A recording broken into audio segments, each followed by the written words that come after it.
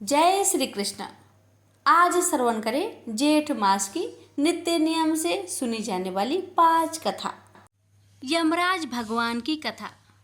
एक नगर में एक साहूकार अपनी पत्नी के साथ रहता था, लेकिन वह निसंतान थे। वह दोनों भगवान शंकर की पूजा किया करते थे। एक दिन पार्वती जी कहने लगी कि यह आपकी इतनी पूजा करते हैं, फिर आप इनकी इच्छा पूरी क्यों नहीं करते हैं? शंकर जी कहते हैं कि इन्हें संतान सुख नहीं है, इसलिए ये इतनी पूजा करते हैं। पार्वती जी बोली कि आप उन्हें पुत्र क्यों नहीं दे रहे हैं? शंकर जी ने कहा कि इनके भाग्य में पुत्र का सुख नहीं है, लेकिन पार्वती जी नहीं मानी और वह जिद करने लगी। शंकर भगवान बोले कि ठीक है, इन्हें पुत्र की प्राप्ति हो जाएगी, लेकिन वह केवल 12 वर्ष तक ही जीवित रहेगा। साहूकार शंकर पार्वती जी की बात सुन रहा था। कुछ समय बाद साहूकारनी ने पुत्र को जन्म दिया, लेकिन साहूकार को कोई खुशी नहीं हुई। पूरे परिवार में इनका जश्न मनाया गया। उनका बेटा बड़ा हुआ तो साहूकार ने कहने लगी कि मैं अपने बेटे का ब्याह रचाऊंगी। साहूकार ने उसे बहुत मना किया, लेकिन वह नहीं मानी। तो साहूकार ने उसे कहा कि हमारे बेटे की आयु केवल 12 वर्ष तक ही है। साहूकार ने कहने लगी कि कोई बात नहीं, मैं इसका ब्याह करके अपने मन की तो कर लूं। साहूकार ने बेटे का विवाह कर दिया। घर में बहू आ गई और उन्होंने बहू को सारी बात बता दी कि उनके बेटे की आयु केवल 12 वर्ष की है। बहू ने कहा कि कोई बात नहीं, मेरे भाग्य में जो लिखा था वह हुआ। अब हम तीनों मिलकर पूजा किया करेंगे। और उन्होंने हर रोज पूजा आरंभ कर दी। एक दिन ऐसा भी आ गया जब लड़के की आयु पूरी हो गई। यमराज साहूकार के बेटे को लेने आ गए तो साहूकार कहने लगा कि मेरा पुत्र अपनी पत्नी के साथ है। यमराज उसकी पत्नी के पास गए तो वह बोली, अभी तो मेरे पति ने जीवन का कोई सुख नहीं देखा और आप उसे लेने आ गए। यमराज बोले, इसकी इतनी ही आयु थी जो यह भोग चुका। पत्नी ने कहा कि हे भगवान, कोई ऐसा उपाय नहीं है जिससे मेरे पति की आयु बढ़ जाए? यमराज बोले कि यह क्या होता है? लेकिन भगवान बोले कि यमराज का काला कंबल, लोहे का तसला 5.25 रुपये उठाकर रख दे। 1 वर्ष पूरा होने पर ये किसी को दे देना, तुम्हारे पति की आयु लंबी हो जाएगी। जैसा भगवान ने बताया, बहू ने ऐसा ही किया और उसके पति की आयु लंबी हो गई। प्रेम से बोलिए यमराज भगवान की जय। धरती माता की कहानी। एक माँ थी, उसके एक बेटी व एक बेटा, दोनों छोटे छोटे थे। माँ गरीब थी, वह मजदूरी करके अपना गुजारा चलाती थी। धीरे धीरे बच्चे बड़े होने लगे, बेटी शादी के योग्य होने लगी। माँ बूढ़ी हो गई। माँ ने बेटे से कहा, बेटा तेरी बहन बड़ी हो गई है, अतः तुम्हारे जैसे घरवर देखकर उसकी शादी करना। ऐसा कहकर माँ तो कुछ दिनों में मर गई। भाई गांव गांव घूमा, लेकिन बहन के योग कोई वर नहीं मिला। वह घूम घूम कर थक गया। बैठे बैठे उसने सोचा कि मैं ही इससे शादी कर लूं। ऐसा सोचकर वो चुनरी और सामान लाया। बहन ने कहा, ये सब सामान क्यों लाया? भाई बोला, तेरी शादी है। मोहल्ले वाले ने बहन से कहा कि तुम्हारा भाई ही तुमसे शादी कर रहा है। बहन ने भाई से पूछा, मेरी शादी किससे कर रहे हो? भाई कुछ नहीं बोला तो बहन समझ गई। उसने एक लोटा लिया, चुनरी ली और चप्पल पहनकर जंगल में रवाना हुई। गाय के ग्वालों ने पूछा, वन में क्यों जा रही हो? वह कुछ नहीं बोली। वन में जाकर धरती माँ को पुकारने लगी और बोली, माँ तू ही मेरी लाज रखना, नहीं तो अन्याय हो जाएगा। मैं क्या करूं? मुझे अपनी गोद में ले लो, नहीं तो यहाँ पर मर जाऊंगी। धरती माँ फटी तो बहन ने एक तरफ लोटा, चुनरी, चप्पल रख दिए और वह धरती में जाने लगी। इतने में दौड़ता हुआ भाई वन में आया और ग्वाला से पूछा कि उसकी बहन किस तरफ गई। ग्वालों ने कहा, तेरी बहन उधर गई है। वह बहन बहन पुकारता हुआ दौड़ा तो बहन धरती माँ के अंदर समा रही थी। थोड़े बाल बाहर दिख रहे थे। उसने बहन के बाल मुट्ठी में पकड़े और रोने लगा। बहन तू सत के लिए धरती माँ की गोद में समा गई। मेरी बुद्धि भ्रष्ट हो गई थी। माँ का वचन निभाने के लिए मेरे जैसा कोई वर नहीं मिला, इसलिए ऐसा विचार आया।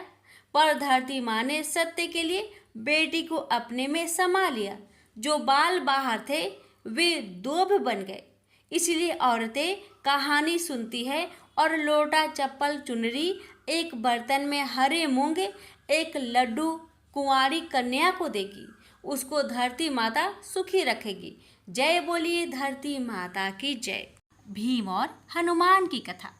हिंदू पौराणिक कथा के अनुसार महाभारत में जब पांडवों को 12 वर्ष का वनवास मिला तो वे 1 वर्ष तक अज्ञातवास में भी रहे। वनवास के दौरान अर्जुन देवराज इंद्र से दिव्य शस्त्र पाने के लिए हिमालय में तपस्या करने चले गए। शेष 4 पांडव और द्रौपदी साथ रह रहे थे। फिर एक दिन उत्तर पूर्व दिशा से एक कमल पुष्प द्रौपदी के पास उड़कर आया। वह पुष्प बहुत ही सुगंधित था। इसकी सुगंध से द्रौपदी उस कमल पुष्प पर मोहित हो गई। द्रौपदी ने भीम से इस तरह के और पुष्प लाने के लिए कहा। भीम द्रौपदी की इच्छा को पूरा करने के लिए उस कमल पुष्प की खोज में निकल पड़े। पुष्प की खोज करते करते वे एक वन में पहुंचे। वन के द्वार के पास ही एक बानर लेटा हुआ था। भीम ने उस बानर से हट जाने को कहा, लेकिन बानर ने उनकी बात को गंभीरता से नहीं लिया। इसके बाद बानर ने कहा कि मैं बूढ़ा हो चुका हूँ और कमज़ोर भी हूँ। तुम्हें जाना है तो मुझे लांघ कर चले जाओ। इस बात पर भीम को क्रोध आ गया और क्रोध में ही बानर को हट जाने की चेतावनी दे डाली। भीम ने कहा कि मैं माता कुंती का पुत्र हूँ और भगवान पवन मेरे पिता है। मैं भीम हूँ, प्रसिद्ध हनुमान का भाई। तो यदि तुम बात नहीं मानोगे तो मेरा क्रोध सहन करना होगा। बानर पर कोई विशेष प्रभाव नहीं पड़ा और कहा कि ठीक है, तुम जाना ही चाहते हो तो मेरी पूंछ को हटाकर निकल जाओ। लेकिन जैसे ही भीम ने बानर की पूंछ उठाने की कोशिश की तो वो टस से मस नहीं हुई। भीम को आश्चर्य हुआ। इसके बाद बानर ने भीम से प्रश्न किया कि तुमने शक्तिशाली हनुमान के बारे में सुना है? इस पर भीम ने कहा, उन्हें भला कौन नहीं जानता। काफी देर तक पूंछ नहीं हिली तो भीम को शंका हुई और हाथ जोड़कर पूछा कि आप कौन हैं? इस पर उन्होंने कहा, मैं ही हनुमान हूँ। भीम ने उनका आशीर्वाद लिया और अपनी गलती के लिए क्षमा मांगी। प्रेम से बोलिए पवन पुत्र हनुमान की जय। राजा बलि और वामन अवतार से जुड़ी कथा। वामन देव भगवान विष्णु के अवतार हैं। असुरों के राजा बलि ने देवताओं को युद्ध में पराजित कर दिया था और स्वर्ग अपने कब्जे में ले लिया था। बलि की वजह से सभी देवता बहुत दुखी थे। दुखी देवता अपनी माता अदिति के पास पहुँचे और अपनी समस्या बताई। इसके बाद अदिति ने पति कश्यप ऋषि के कहने पर एक व्रत किया, जिसके शुभ फल से भगवान विष्णु ने वामन देव के रूप में जन्म लिया। वामन देव ने छोटी उम्र में ही दैत्यराज बाली को पराजित कर दिया था। बाली अहंकारी था। उसे लगता था कि वह सबसे बड़ा दानी है। विष्णु जी वामन देव के रूप में उसके पास पहुँचे और 3 पग धरती मांगी। अहंकार बलि ने सोचा कि ये तो छोटा सा काम है, मेरा तो पूरी धरती पर अधिकार है। मैं इसे 3 पग भूमि दान कर देता हूँ। बलि वामन देव को 3 पग भूमि दान देने के लिए संकल्प कर रहे थे। उस समय शुक्राचार्य ने उसे रोकने की कोशिश की। दरअसल शुक्राचार्य जान गए थे कि वामन के रूप में स्वयं भगवान विष्णु हैं। शुक्राचार्य ने बलि को समझाया कि ये छोटा सा बच्चा नहीं है, ये स्वयं विष्णु है। ये तुम्हें ठगने आए हैं, तुम इन्हें दान मत दो। ये बात सुनकर बलि बोला कि अगर ये भगवान हैं और मेरे द्वार पर दान मांगने आए हैं तो मैं भी इन्हें मना नहीं कर सकता हूँ। ऐसा कहकर बलि ने हाथ में जल का कमंडल लिया तो शुक्राचार्य छोटा रूप धारण करके कमंडल की डंडी में जाकर बैठ गए ताकि कमंडल से पानी ही बाहर ना निकले और राजा बलि संकल्प ना ले सके। वामन देव शुक्राचार्य की योजना समझ गए। उन्होंने तुरंत ही एक पतली लकड़ी ली और कमंडल की डंडी में डाल दी, जिससे अंदर बैठे शुक्राचार्य की एक आंख फूट गई और वे तुरंत ही कमंडल से बाहर आ गए। इसके बाद राजा बलि ने वामन देव को 3 पग भूमि दान करने का संकल्प ले लिया। राजा के संकल्प लेने के बाद वामन देव ने अपना आकार बढ़ाकर एक पग में पृथ्वी और दूसरे पग में स्वर्ग नाप लिया। इसके बाद उन्होंने राजा से कहा कि अब मैं तीसरा पग कहाँ रखूं? ये सुनकर राजा बलि का अहंकार टूट गया। तब बलि ने कहा कि तीसरा पग आप मेरे सिर पर रख सकते हैं। बलि की दान वीरता देखकर वामन देव प्रसन्न हुए और उसे पाताल लोक के राजा बना दिया। प्राचीन काल में एक ब्राह्मण रहता था। वह बहुत निर्धन था। उसके कोई संतान नहीं थी। उसकी स्त्री बहुत मलिनता के साथ रहती थी। वह स्नान न करती। इससे ब्राह्मण देवता बड़े दुखी थे। बेचारे बहुत कुछ कहते थे, किंतु उसका कुछ परिणाम न निकला। भगवान की कृपा से ब्राह्मण की स्त्री के कन्या रूपी रत्न पैदा हुआ। कन्या बड़ी होने पर प्रता स्नान करके विष्णु भगवान का जाप हुआ। बृहस्पतिवार का व्रत करने लगी। अपने पूजन पाठ को समाप्त करके विद्यालय जाती तो अपनी मुट्ठी में जौ भर के ले जाती और पाठशाला के मार्ग में डालती जाती। जब ये जौ स्वर्ण के हो जाते, लौटते समय उनको बीनकर अपने घर ले आती थी। एक दिन वह बालिका सूप में उस सोने की जौ को फटक कर साफ कर रही थी कि उसके माता ने देख लिया और कहा, हे बेटी, सोने की जौ के लिए सोने का सूप होना चाहिए। दूसरे दिन बृहस्पतिवार था। इस कन्या ने व्रत रखा और बृहस्पति देव से प्रार्थना करके कहा, मैंने आपकी पूजा सच्चे मन से की हो तो मेरे लिए सोने की सूप दे दो। बृहस्पति देव ने उसकी प्रार्थना स्वीकार कर लिए। रोजाना की तरह वह कन्या जौ फैलाती हुई जाने लगी। जब लौटकर जौ बीन रही थी तो बृहस्पति देव की कृपा से सोने का सूप मिला। उसे वह घर ले आई और उसमें जौ साफ करने लगी, परंतु उसकी माँ का वही ढंग रहा। एक दिन की बात है कि वह कन्या सोने के सूप में जौ साफ कर रही थी। उस समय उस शहर का राजपुत्र वहां से होकर निकला। इस कन्या के रूप और कार्य को देखकर मोहित हो गया तथा अपने घर आकर भोजन तथा जल त्याग कर उदास होकर लेट गया। राजा को इस बात का पता लगा तो अपने प्रधानमंत्री के साथ उसके पास गए और बोले, हे बेटा, तुम्हें किस बात का कष्ट है? किसी ने अपमान किया है अथवा और कोई कारण हो सो कहो, मैं वही कार्य करूंगा जिससे तुम्हें प्रसन्नता हो। अपने पिता की राजकुमार ने बातें सुनी तो वह बोला, मुझे आपकी कृपा से किसी बात का दुख नहीं है। किसी ने मेरा अपमान नहीं किया है, परंतु मैं उस लड़की से विवाह करना चाहता हूँ जो सोने की सूप में जौ साहब कर रही थी। यह सुनकर राजा आश्चर्य में पड़ गया और बोला, हे बेटा, इस तरह की कन्या का पता तुम ही लगाओ, मैं उसके साथ तेरा विवाह अवश्य ही करवा दूंगा। राजकुमार ने उस लड़की के घर का पता बतलाया। तब मंत्री उस लड़की के घर गए और ब्राह्मण देवता को सभी हाल बतलाया।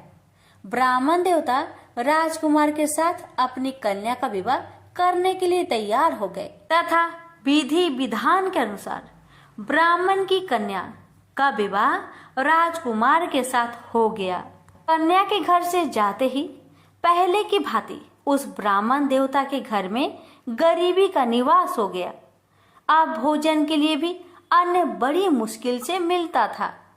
एक दिन दुखी होकर ब्राह्मण देवता अपनी पुत्र के पास गए। बेटी ने पिता की दुखी अवस्था को देखा और अपनी माँ का हाल पूछा। तब ब्राह्मण ने सभी हाल कहा। कन्या ने बहुत सा धन देकर अपने पिता को विदा कर दिया। इस तरह ब्राह्मण का कुछ समय सुखपूर्वक व्यतीत हुआ। कुछ दिन बाद फिर वही हाल हो गया। ब्राह्मण फिर अपनी कन्या के यहाँ गया और सारा हाल कहा तो लड़की बोली, हे पिताजी, आप माताजी को यहाँ लेवा लाओ, मैं उसे विधि बता दूंगी जिससे गरीबी दूर हो जाए। वह ब्राह्मण देवता अपनी स्त्री को साथ लेकर पहुंचे तो अपनी माँ को समझाने लगी, हे माँ, तुम प्रातःकाल प्रथम स्नान आदि करके विष्णु भगवान का पूजन करो तो सब दरिद्रता दूर हो जाएगी। परंतु उसकी माँ ने एक भी बात नहीं मानी और प्रातःकाल उठकर अपनी पुत्री की बच्चों की जूठन को खा लिया। इससे उसकी पुत्री को बहुत गुस्सा आया और एक रात को कोठरी से सभी सामान निकाल दिया और अपनी माँ को उसमें बंद कर दिया। प्रातःकाल उसे निकाला तथा स्नान आदि करा के पाठ करवाया तो उसकी माँ की बुद्धि ठीक हो गई और फिर प्रत्येक बृहस्पतिवार को व्रत रखने लगी। इस व्रत के प्रभाव से उसके माँ बाप बहुत ही धनवान और पुत्रवान हो गए और बृहस्पति जी के प्रभाव से इस लोक के सुख भोग कर स्वर्ग को प्राप्त हुए। भी मिलकर बोलिए, विष्णु भगवान की जय। बृहस्पतिवार की पावन आरती। जय बृहस्पति देवा, ओम जय बृहस्पति देवा, छिन छिन भोग लगाऊं कदली फल मेवा।